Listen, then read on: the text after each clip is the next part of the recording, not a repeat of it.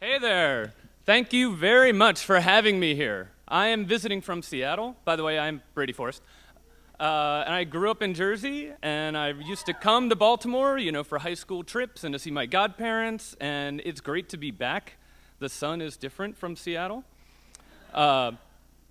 Ignite started back in 2006. It was just a thing we did at a bar because it was raining.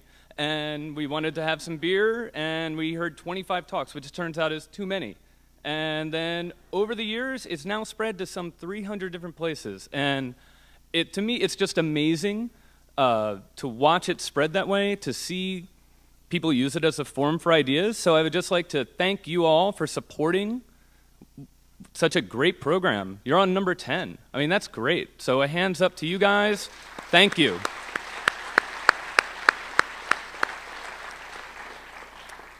But now, I'm going to talk about something I do every summer.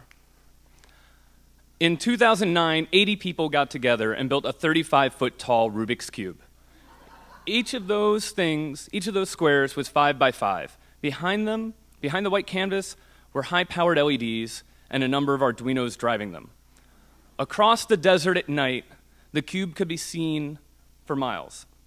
There were 3 controllers, each one controlling a single axis, X, Y, and Z. They were screaming distance apart. The first time it was solved, it took 3 hours with a team of 5 people. This was done at Burning Man. Now, I've been going to Burning Man for about 12 years now. I've been 10 times. I go with an amazing group of people, and we build awesome projects like that. And Burning Man is really the only place that you can go and build something of that scale. Now, Burning Man is in the desert in northern Nevada. The city is shaped like a clock. The man is in the middle, and the streets radiate out, and at the 2 and 10 marks, there's large-scale sound systems that go out into the desert, and then there's art.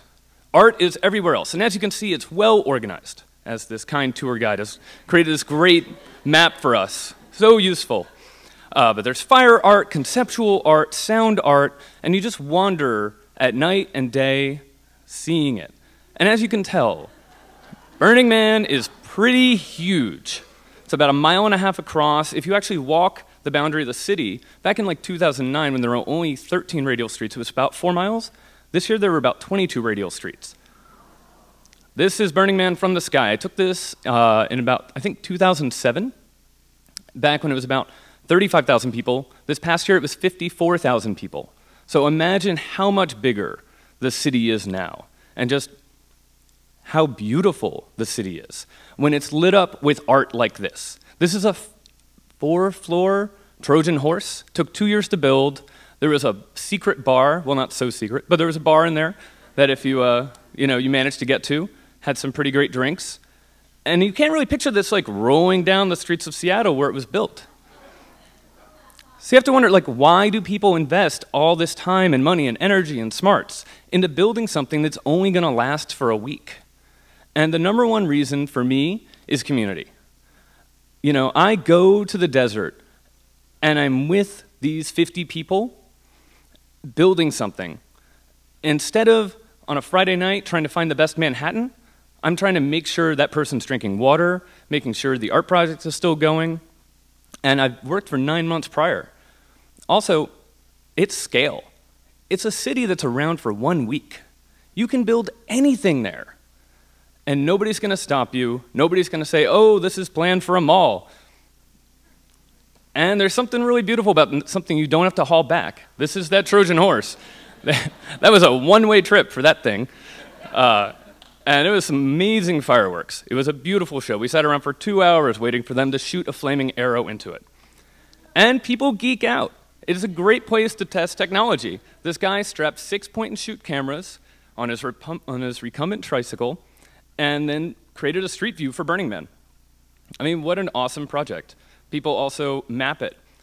And so a big part of it is we own the city. This is our city. All of the services, the ER, the fire, they all exist, the airport, and they're staffed by the people attending.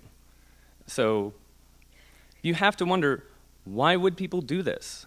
Well, where else can they do it? You can't really do it in your city. You have to fight with zoning, you have to gather your friends away from work. It's hard to take this dedicated time to build this art. But I think that's something that's changing.